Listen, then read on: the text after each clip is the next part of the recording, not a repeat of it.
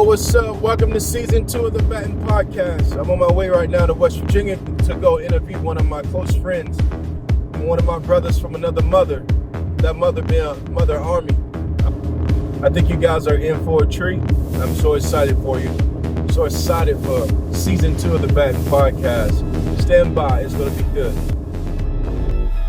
You're now listening to the Batten Podcast. The Batten Podcast.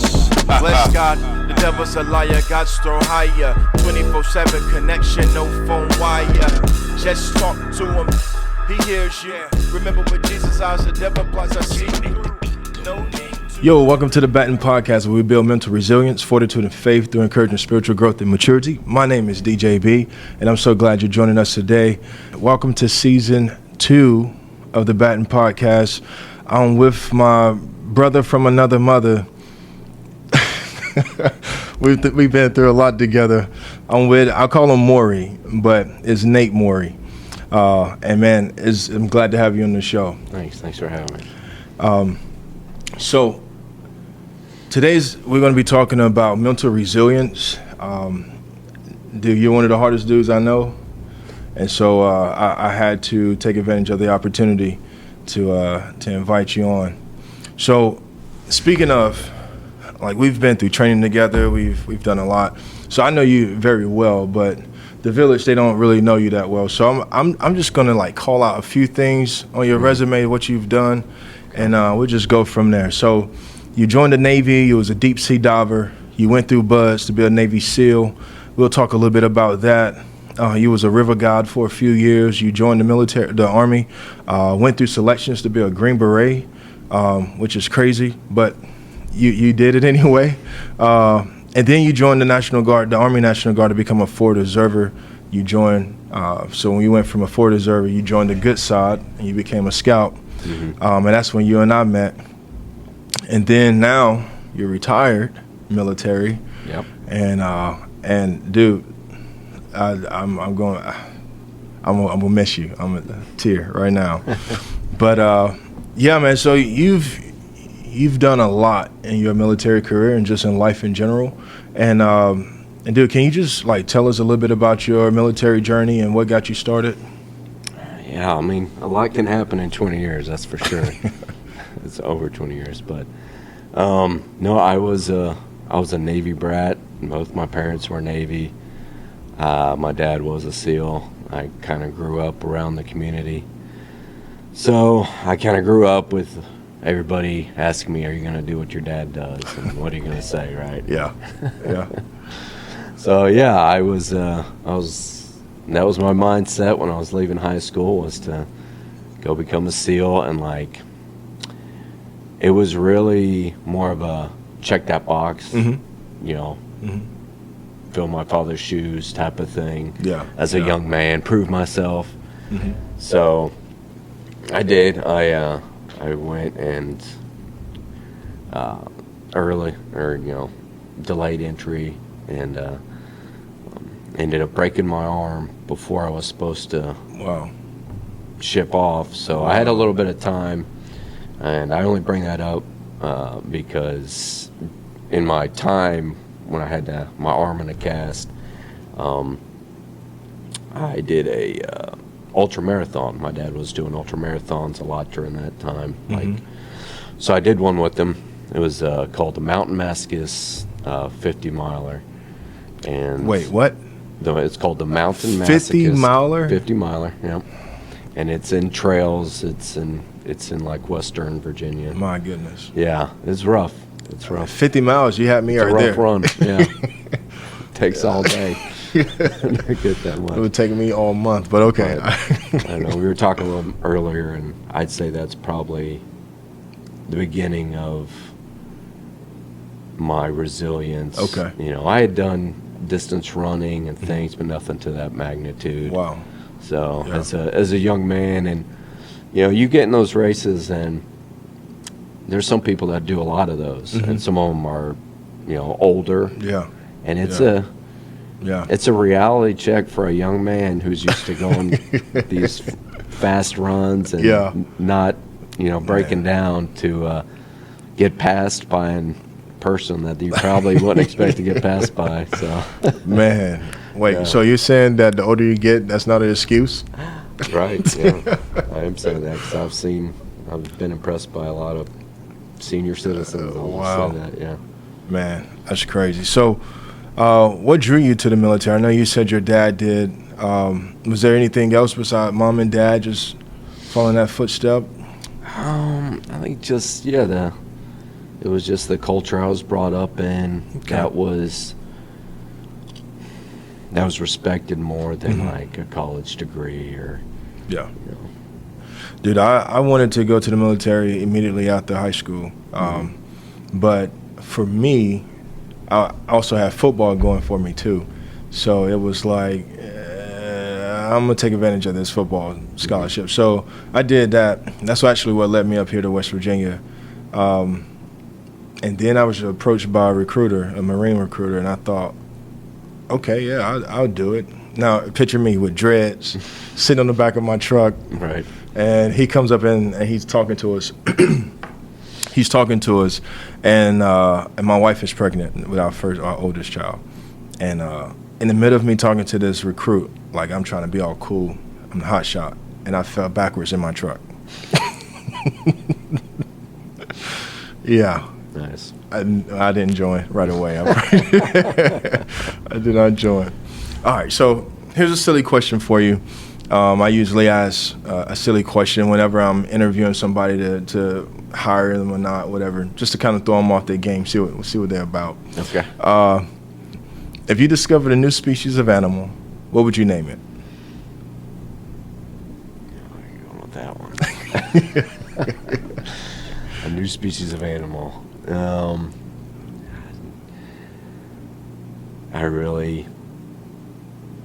blanking on any creativity here. I think it would have to be something funny about the animal, though. Yeah. Yeah. Yeah. Cool. Fair enough. Yeah. Fair enough. I mean, the other question was along the lines of 1,000 words with Eddie Murphy. If you only had one word left, what would you say, and who would you say it to?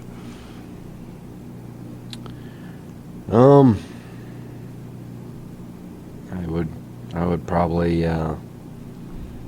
say to one of my kids, we said one word. Yeah, one word. You don't have to wait till just one. You can speak to all of them in a group. Sure.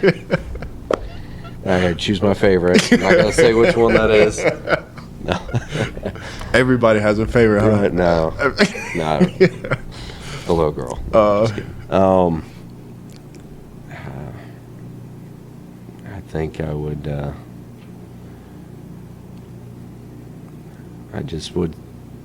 think I'd just say I love you. You only got one think word, that's so good. just love. Love. That's it. We're getting ready to dive into mental resilience. Okay. I went to be a MRT back in 21. And so a lot of the things that they talked about is all about performance. Master resilience is actually performance-based. It's about overcoming any mental hiccups or anything like that so that you can perform. And I think it was really the Army's way or the military's way of getting ahead of the mental illness and the mental health crisis in the Army, et cetera. And so anyway, it was a pretty interesting experience for me to be in an MRT. When I first started the Batten podcast, my very first episode was Train Like You Fight. And that's probably the most viewed episode ever that I did. Yeah. And what I realized is that Train Like You Fight is a term that we use in our community, military, et cetera, but it's all about performance, right? It's like, well, I'm training like this so I can perform like this when it matters, when it counts, right? Mm-hmm. And so that's what mental resilience, a lot of it is getting over the upsets in life and stuff like that. So talking about Buds, Buzz is known as being one of the military's or toughest trainings in the world, really. A lot of people say it's the toughest course in the world. So my question for you is, what was the biggest mental challenge for you to face, and how did you push through it? Well, all of it is challenging. Mm-hmm. I'm just going to say that. I went to a few different specialized schools, and none of them came close to the intensity that was laid on you at Buds. Yeah. I know me personally, I came fairly prepared for a young man, and it is a young man's trial. You got to be younger than 26 to do it, I think, still. But for me, I was prepared for the running, swimming, most of it, and just things you don't expect. Like a lot of the running you do at Buds is in your boots. You don't get to train into some sneakers or something like that. So you're running your boots everywhere. You're getting wet all the time. You're getting sandy all the time. Yeah. You're like, your whole skin is like sandpaper against the rest of your skin. Man. And once you start getting like sores on your feet, like I know the back of my heels, I had craters on the back of them. So I got up, we're in rooms with 4 of us in a room, and I would get up before everybody else to like try and dress my feet up and get them squared away, ready to prepare for the next beating they were going to take. So yeah, I know that one time we were doing a wetsuit appreciation swim. It was, I believe it was like 2 miles. We were swimming along the coast, and they would send you out there and you would swim side stroke, and you would just swim while you were freezing. That water out off of San Diego is not warm. You said wetsuit appreciation. Yeah, it was wetsuit appreciation. The swim. military has a lot of words. When they say you're going to appreciate something, you're going to struggle. Yeah, and when the SEALs say it, it's a little. Yeah, it's a little magnified. But I remember it was one of the guys that I went through basic training with. He finished the swim, and I think roughly about the same time as me, but they yelled at us with the megaphone from the beach to do it again. And then some of us started doing it again, and some of them did not, and some of them swam in to go quit. And we got another few hundred meters down, they called us back, and when they got enough people to quit that they wanted. But wow. Yeah. You said something that I kind of want to highlight there. You said you prepared, you had some issues with your feet. You get up early to prepare your feet. One of the things that I really want to point out in about what you said, I was thinking earlier, what's the difference between surviving and thriving, right? So in definition, they're different. One is to just make it through something, to endure. The other one is to flourish. Yeah. But a lot of people are just surviving, right? They're just surviving life, surviving marriage, surviving parenting, surviving whatever, their job, whatever. And the difference between surviving and thriving, I think, is self-discipline, self-control. And before you can practice self-discipline, self-control, you need self-awareness. And I think that, you got up early to take care of what needs to be taken care of, and that took self-control and discipline, or you could have just been like, it is what it is, and kept going, but then you would have survived maybe, but, you didn't just survive, you thrive. It sucked, I know, but you thrive, right? And so I just feel like that's a point that I really want to make there, is that some people still struggle because they haven't got to that point where they're like, you know what, I need to take some accountability, right? I need to take responsibility, and I need to put in some self-control, discipline, and take care of business. It really is. I would say between those two things, like you were saying, between surviving and thriving, just making it and stumbling through versus actually performing to a higher level would be the extra discipline, the thinking ahead, the preparation to do those little things that will add up. Because as time goes on and unexpected events arise, you don't know what the next evolution's going to be. Right. The more you've prepared, the less curveballs are going to get by you, and the less times you're going to stumble. Yeah. Sure. In your opinion, what separate those who made it from those who rang the bell? And this question is like specifically talking about buds, but you've been through different trainings of all magnitudes. I actually think in both buds and SFAS and other things I've been to, I was actually a little surprised by when people quit. It seemed like more people quit during a challenge, during an evolution. Every once in a while you'd have people quit in between. But I know that I was in selection for SF, and we were in team week, and I think we were pushing a Jeep or something up this sandy hill, just one of those things. And this guy stepped off from pushing, helping us, and was like, he wanted to quit, and he just, they didn't send him back right away, so he walked there next to us while we're like pushing this thing through this course. Up. And it was his birthday. He quit on himself, on his dream, on his birthday, in the moment. Wow. Yeah. So to me, not just during that, but in other, like in buds and other things I've done, I never wanted to let like a single evolution beat me. Yeah. If you're going to tactically withdraw, resign, quit, whatever you want to call it, you decide it's not for you, why don't you finish the job and not abandon the guys you're with? Yeah.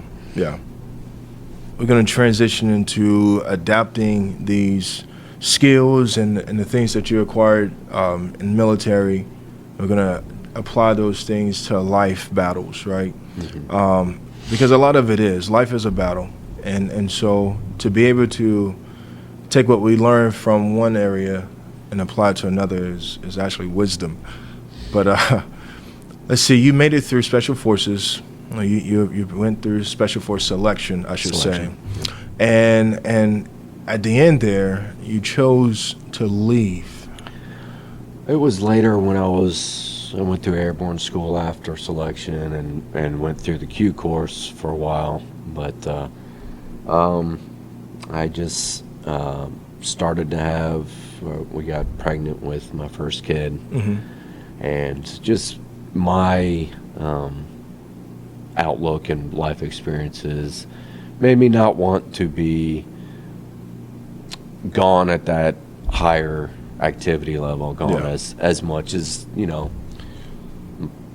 my dad was gone. So I didn't want to do that, and my motivation for doing it was to do a job. I remember at the time my dad was retired from the Navy, and he was doing contracting work at like a higher level. And it was more than my diving resume and stuff I had done up to that point. It was, not quite at that level. So that's kind of what I was doing to boost my resume and to do a fun job, because after I got out of the Navy, I missed doing military things and fun stuff like rappelling out of helicopters and all that fun stuff. So So you got out because you said, man, I want to be there for my family. So what was that decision like, making that decision? What was that like, and then embracing that, knowing that you was going to be walking away from that? It was just a choice. It was, I wouldn't say it was an easy choice, but I gave it some time to think about it, and it's just, I figured from that point on, when I started having kids, I didn't want to be going on trips, deployments, or whatever. overseas for long periods of time. It's just my choice. And yeah, it wasn't too long that I made the decision just to voluntarily withdraw from the course, and then went normal National Guard. You know, and I really enjoyed all my time with the 150th. Yeah. Cool. So what life lessons have you taken out of military and expressed those in fatherhood and civilian life? And I mean, the military, that's been a part of my identity, you know, even a lot of my personality since I was a kid, really. I mean, we moved around when I was growing up, and, you know, we'd have to make new friends, different schools, and a lot of times you were living near bases, and the military kids were kind of like their own clique. A lot of times it was some kind of mix of like smart jock type people, and you were like the more squared away, like goal, because a lot of the kids were also ambitious to those type of career paths. So. Yeah. So how does mental resilience look like in everyday life for you? I mean, everything from, you know, where I work at the fire department, you know, when we're coming up on, you know, pretty messed up scenes, people overdosing, people already long dead, you know, lots of stuff, to raising my kids and, you know, putting up with all the stuff that goes along with that. Yeah. It's just, I think it's like a habit, a skill you learn just like anything else, like your mindset, how you look at things, whether you get rattled really easily, whether, you know, you decide, you tell yourself you can't do something. I don't think there's been too many times I've ever told myself I couldn't do that. You know, you hear people say that all the time. Well, I guess if you say it, then you're probably right. I don't know. Yeah. Maybe you're right, but if you thought differently, you probably could. You probably could do it. Man, that's some good points right there. If you thought differently, then you probably could. Yeah. What are some mental habits or disciplines that you still do that helps you to stay sharp and resilient? As far as things I still do regularly, I'm a fan of history. I know that's been something that I've looked at in the past to get me through things like just all the trials that other humans have gone through that were so horrible and difficult that make the things that you're going through just pale in comparison. Yeah. You know, and, you know, looking through history has also made me kind of find my way to Christianity, and I've been drawn a lot of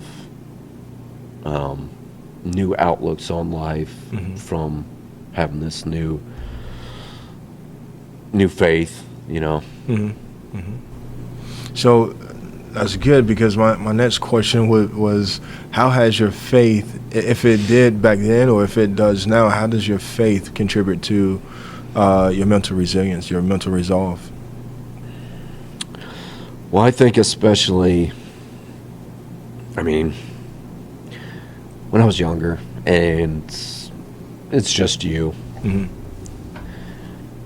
you don't think about the consequences of many things. You think, you know, even if you don't think you're bulletproof, you don't worry as much. You feel more in control. When you start having kids, especially, and then they get older and you start getting older yourself, you start to think more about things that are outside of your control. And I think that's where my newer faith has really helped me deal with some of those things. Yeah. You know, worried about my kids and my family. Yeah. I know for me, my wife laughs, Nikita laughs, But like when my girls start doing certain things, like playing around the steps, not playing, but I mean like going up and down the steps, dude, I have to walk away. I have to turn my head. I can't. Or if she's even this, if she's allowing the baby to feed herself, I got to turn my head. I can't watch because I'm thinking, oh man, what if she chokes? Oh my goodness, what if what if she fall? Like I'd rather let my wife just I don't want to be there to see it because I'm freaking out. And you're right, man. It's something about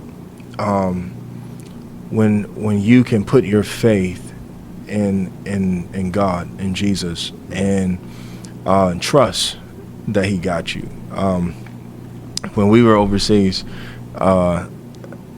you remember when I say we like we actually pulled the trigger, but when they killed the general of Iran while we was over there. Yeah. And everybody back at home was like, "Oh, World War III is about to happen," and we was doing the drill. Was getting up 3 o'clock, 5 o'clock, 1 o'clock in the morning. Yeah. They just didn't want us to sleep. They just constantly in the bunkers, right?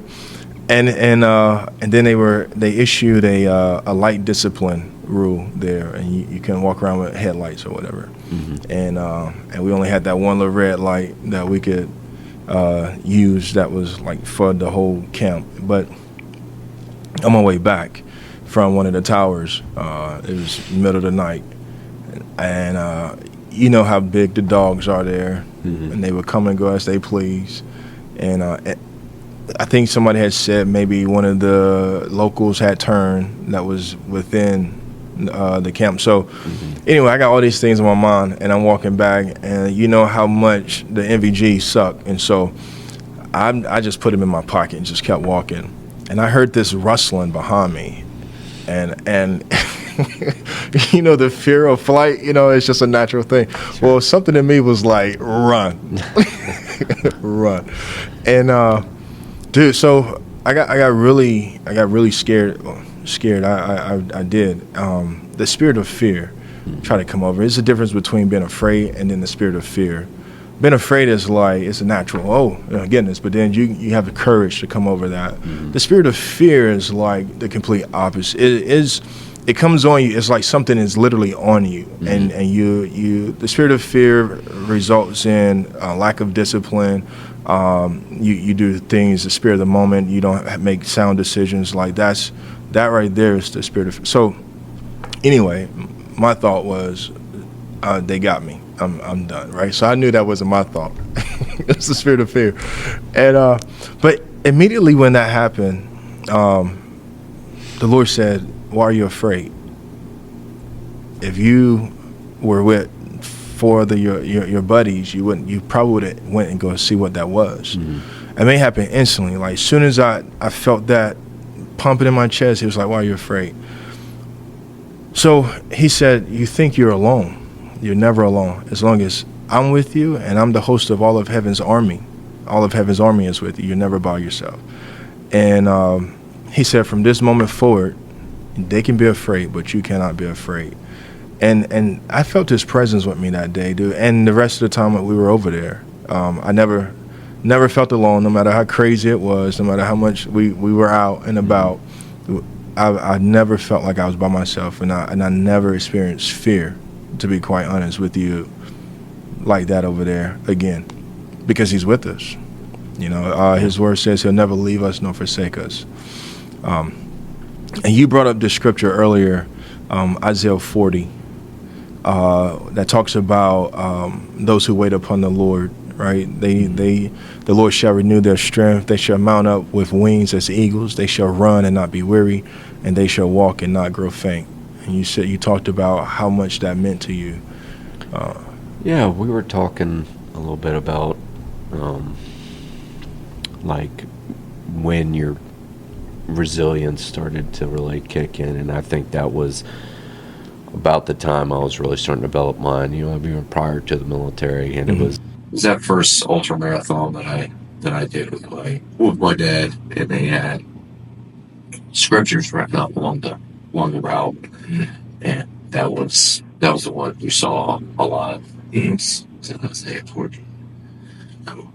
So it's safe to say that even back then, the Lord was like sowing those seeds. Yeah. All throughout. Like, Yeah. hey, look, pay attention. Right. And that's cool. That's cool.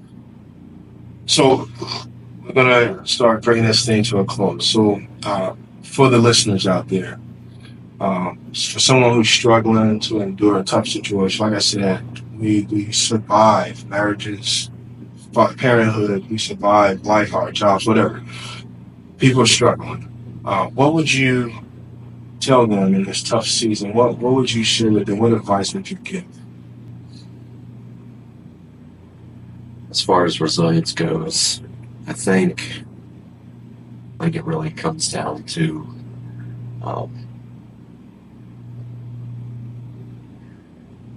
practicing it, really, and training your mind to look at things a certain way. There's a thing they talk about if you have an internal versus like an external focus. Like, are you putting responsibility on yourself or on external things? You know, how much responsibility are you taking, basically? At the same time, looking at scriptures, looking at past history, like what people have gone through and made it out of as inspiration to fuel your drive and your willingness to push through. Yeah. I think those are important things to train the mind to focus on. Yeah, that's hard times. That's good. Because me personally, I really like the Old Testament. I really like reading the New Testament because it's full of juicy stuff all about Jesus. But the Old Testament is full of like history and legit things that have happened that have been proven. But it's like, man, if that's true, then that means that Gideon and his 300 men really did overtake this larger force. And so, you know, well, if that happened, then this really did. And I like the story of David. His life really, I really draw strength from his life. You see him as a young man, the youngest of 7 brothers, and you know he's pretty much looked at as, you know, I don't know, like any other spoiled baby brother is looked at. You know, oh, what are you good for? You know, I know you're always up to something. He went from that and being a shepherd, you know, out the sheep by himself, to then becoming anointed as king. But he doesn't become king right away. He endures a lot of hardship. Saul, which is king at that time, is out to kill him. So he goes through a lot. Yeah. Before he even becomes king. And then when he becomes king, his life still has all kind of issues. His son tries to take the throne by force. It's full of stuff. So you're absolutely right. When you begin to like look at history, look at other people's stories, it does bring comfort to let you know, one, you're not the only one going through it. Not the only one that's been through something like that. Right. And 2, for me, it helps build my faith to say, well, what did they do? Well, David, there's Psalms, the book of Psalms. David wrote many of them. And not all of them are like happy-go-lucky. Some of them, he's like really pouring his heart out, crying to the Lord. But it's through those Psalms that I'm like, you know what? David got strength to walk away from this. He didn't stop worshiping. He didn't stop praising. He got up. He let all of his stuff out right there. He trusted the Lord with it, and he kept moving. And that's kind of like my path that I take forward as well to stay resilient. I'm trying to find that scripture that came on mind. It was focus on these things, where Paul is talking about focusing our minds on all the good things in life, to kind of keep us encouraged and keep us going.